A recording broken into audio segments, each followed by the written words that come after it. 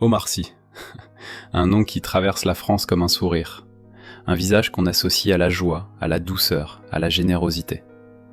Pour beaucoup, il incarne une chose rare dans un pays tendu par les débats et les fractures, la dignité.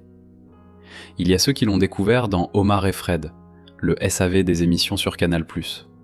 Les pastilles courtes, l'énergie brute, les personnages absurdes, le rire qui arrive toujours une seconde plus tôt que prévu.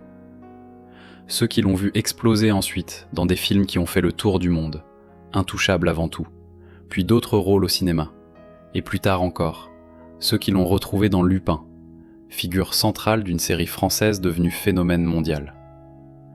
Enfin, il y a ceux qui l'ont vu monter les marches, recevoir des prix, parler avec cette simplicité qui le rendait différent des autres stars. Toujours ce même mélange de pudeur, d'humour et de gravité discrète. Mais ce que tu vas entendre aujourd'hui n'a rien à voir avec le cinéma. Ce n'est pas une anecdote racontée en coulisses. Ce n'est pas un bêtisier de tournage. C'est l'histoire d'un moment où l'image d'Omar a été utilisée comme un punching ball. Un moment où, en direct à la télévision, on a tenté de le réduire à quelque chose de violent, de blessant, de profondément injuste. Un moment où il a dû choisir, se taire ou parler. Et tout commence sur un plateau que la France connaît par cœur. Plateau de Touche pas à mon poste. Lumière criarde, décor saturé, chroniqueur survolté, public chauffé à blanc, rire trop fort, applaudissements qui partent avant même que quelque chose ne soit vraiment dit. Cyril Hanouna est au centre. Il enchaîne les blagues, les relances, les provocations. Le thème du soir, officiellement, est simple. Les artistes qui donnent leur avis sur la France, leur rôle, leur place, leur légitimité. Les écrans derrière lui affichent des images d'acteurs, de chanteurs, d'humoristes. On les voit sur des tapis rouges, dans des interviews, sur des plateaux politiques, en train de parler de justice, de racisme, d'égalité, de violence, d'exclusion. Hanouna sourit. Il adore ce genre de sujet. Parfait pour faire réagir, diviser, lancer des petites bombes qui feront le tour des réseaux. Un chroniqueur lance le débat.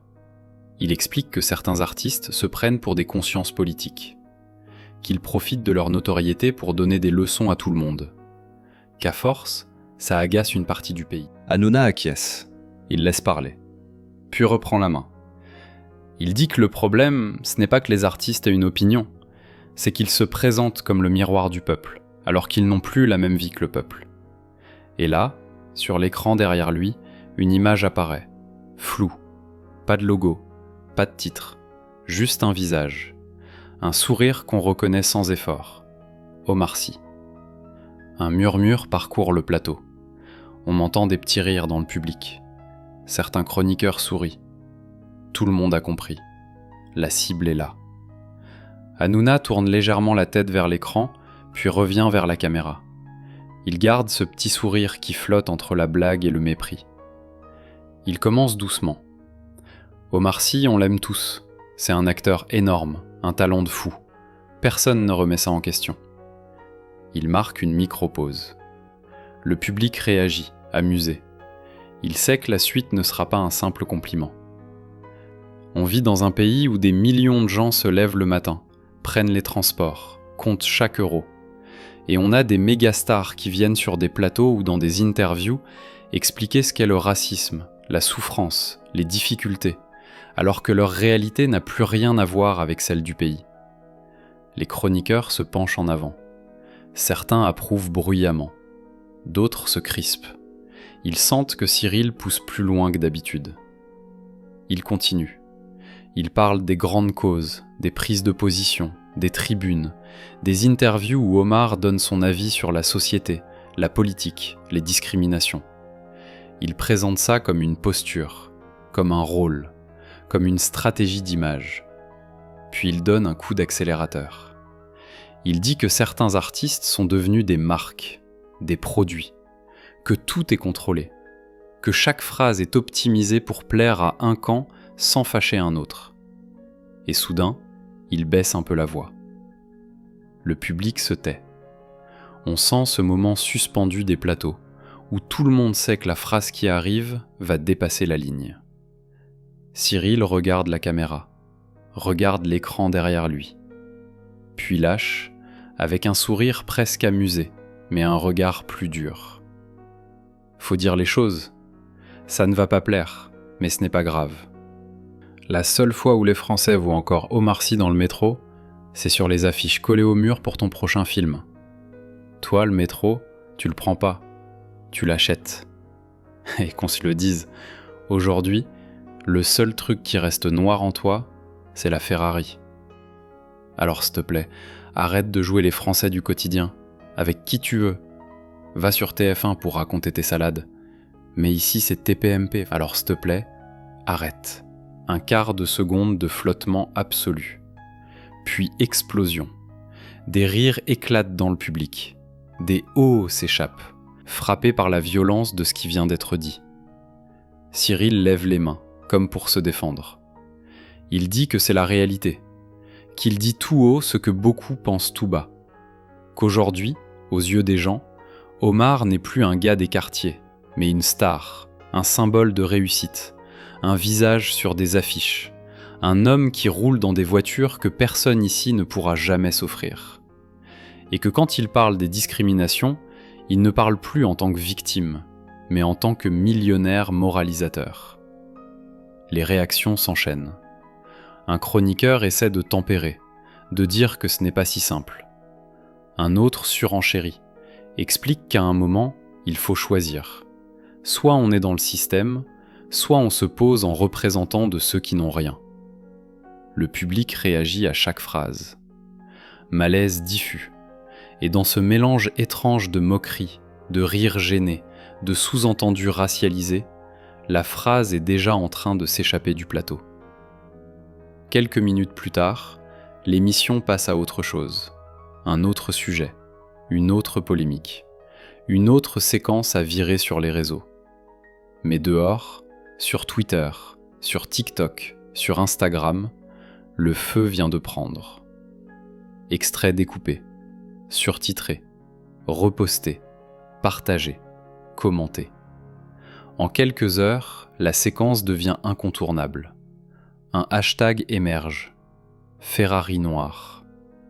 Au début, certains l'utilisent en rigolant, pour parodier la phrase, pour faire des montages, pour ironiser sur le clash. Puis les choses se durcissent. Des messages s'enchaînent. On lit. Ils ne représentent plus personne. Les riches n'ont pas à parler de racisme. Il s'est embourgeoisé. Et plus loin, plus bas, dans des commentaires moins visibles, on lit des phrases plus sourdes, plus violentes, plus vicieuses. Celles qu'on ne prononce pas dans un studio éclairé, mais qu'on lâche dans l'ombre d'un clavier. Pendant ce temps-là, de l'autre côté de l'océan, la soirée est calme. Los Angeles, fin de journée. Une maison sobre, pas aussi gigantesque que les fantasmes le racontent. Une cuisine éclairée par une lumière douce. Un bruit de vaisselle au loin. Des voix d'enfants qui rient dans une autre pièce. Omar est assis à une table. Devant lui, un téléphone qu'il n'ose plus vraiment regarder. Les notifications s'accumulent. Messages de proches, messages de journalistes, messages d'inconnus. Au début, il ne comprend pas vraiment. Pourquoi ce vacarme soudain ? Pourquoi cette montée d'alerte ? Pourquoi cette agitation ? Puis il ouvre une vidéo, celle du plateau. Il entend les rires. Il voit le décor. Il se voit, lui, en arrière-plan, affiché comme une silhouette floue, comme un visage qu'on a accroché là pour être découpé.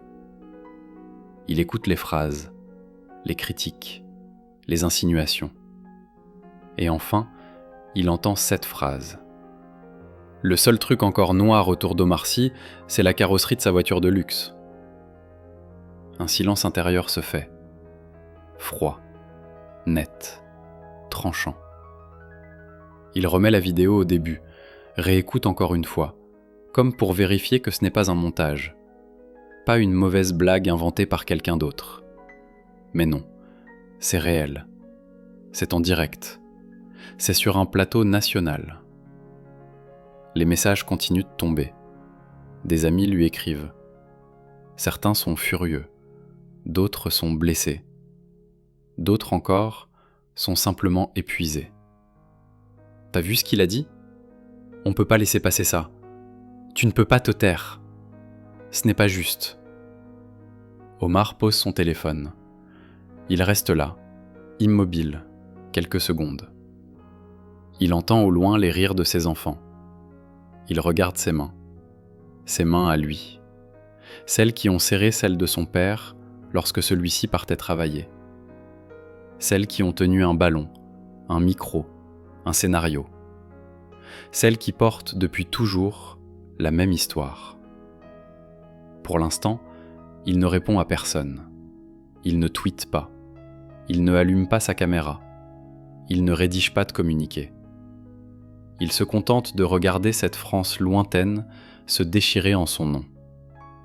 Ce n'est pas encore le moment de parler. Mais pour la première fois depuis longtemps, il sent que son silence est en train de se transformer en problème. Et c'est là que l'histoire commence vraiment. Les jours passent, mais la phrase de TPMP ne disparaît pas. Elle grossit, elle s'étire, elle se charge d'un poids que personne n'avait prévu. Au début, ce n'était qu'une vanne, une pique comme on en lance 1000 sur ce plateau. Mais très vite, elle devient autre chose, un révélateur, un test, une question posée au pays entier. Sur les réseaux, deux mondes se font face. Certains applaudissent. Ils répètent qu'un acteur riche ne peut plus comprendre le quotidien. Pour eux, la phrase est juste brutale, mais logique. Elle remet chacun à sa place. Mais d'autres entendent un message plus profond. Ils entendent un reproche portant sur l'identité, sur la légitimité de parler. Un message qui dit « Tu n'es plus noir dès que tu réussis. Tu n'as plus le droit de représenter ceux qui t'ont vu grandir. » Dans les quartiers, la vidéo tourne en boucle. On rit parfois par réflexe. Puis les rires s'éteignent. Parce que plus on écoute, plus on sent une mise à distance. Tu n'es plus des nôtres. Comme si la réussite était une trahison. Comme si monter trop haut signifiait perdre le droit d'être soi. Dans les écoles, certains profs montrent l'extrait. Ils savent ce que représente Omar pour leurs élèves. L'un d'eux murmure « Ce n'est pas une blague sur une voiture. C'est une frontière invisible qu'on essaie de replacer. » Pendant ce temps, à l'autre bout du monde, le téléphone d'Omar ne cesse de vibrer. Les messages se multiplient. Des amis, des artistes, mais surtout des anonymes. Un père raconte les contrôles répétés devant ses enfants. Une infirmière parle des remarques quotidiennes. Un jeune explique comment son adresse ferme des portes avant même qu'il entre dans une pièce. Et partout, la même question revient. Si toi tu te fais réduire à ça, qu'est-ce qu'il reste pour nous ? Si toi tu te tais, qui va parler ? Omar lit. Il pense à Trapp, à son père, ouvrier, debout avant le soleil, à sa mère, solide malgré les jours difficiles, à sa propre enfance, entre les ascenseurs en panne et les rêves trop grands pour les murs des immeubles. Ce passé, il le porte encore. Mais depuis quelques jours, certains tentent de le lui retirer, de lui dire qu'il n'a plus le droit de parler de ce monde. Un soir, dans la maison silencieuse, il lit un message plus long. Un jeune raconte comment il a grandi avec Omar et Fred, comment il a vu en lui un modèle possible. Il écrit « Quand ils disent que la seule chose noire autour de toi c'est ta voiture, c'est nous qu'ils visent. Ils veulent nous faire croire qu'il faut choisir entre réussir et rester soi. » Omar repose son téléphone. Il comprend. Ce n'est plus un clash. Ce n'est plus une pique de plateau. C'est un symbole. Et laisser cette phrase flotter sans réponse, ce serait accepter ce symbole. Il cherche alors un nom. Pas un animateur bruyant, pas un débatteur professionnel. Un journaliste calme. Quelqu'un qui sait écouter, qui sait se taire quand il faut laisser la place à la vérité. Quand la voix décroche, Omar parle simplement. « Je veux m'exprimer, pas pour répondre, pour les autres. Il fixe un cadre sobre, un ton précis, une date. Quelques jours plus tard, France 2 annonce, dimanche, 20h45, émission spéciale. Omar Sy, prise de parole exceptionnelle. Le pays se tend. Les éditorialistes spéculent.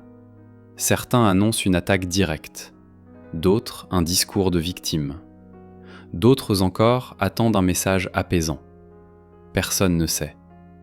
Dans les quartiers, dans les bureaux, dans les campagnes, on dit seulement « dimanche, on regarde ». Le jour arrive. À 20h45, la France s'arrête. Pas de public, pas de décor tape à l'œil, juste un fauteuil, une lumière douce. Un journaliste qui remercie Omar d'être venu. Pourquoi avoir gardé le silence jusqu'à aujourd'hui ? Omar inspire. Sa voix est calme. Parce que parfois, le silence protège. Et parfois, il devient une forme d'abandon. Il relève la tête.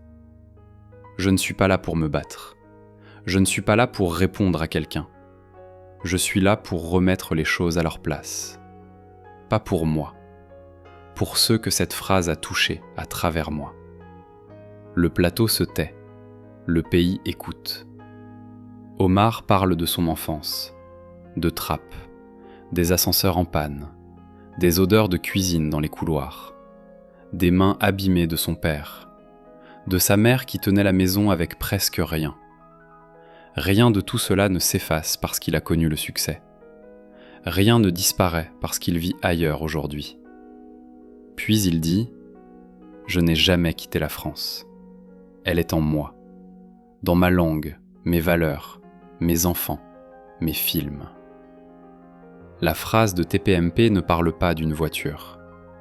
Elle parle d'un pays qui a parfois peur de laisser ses enfants réussir. Le journaliste reste silencieux. Il demande simplement « Avez-vous hésité à venir ?» Omar sourit doucement. Non. J'ai juste attendu le moment où ma parole ne serait pas pour moi, mais pour ceux qui n'en ont pas. Le plateau reste suspendu, le pays aussi. Le lendemain, les réactions affluent. Dans les bus, dans les hôpitaux, dans les usines, on regarde la séquence. Des inconnus murmurent « Merci ». Une prof lit un passage à sa classe. Un agent de sécurité pose une main sur son cœur. Omar n'a pas répondu à une attaque. Il a rendu une voix à ceux qui n'en ont pas.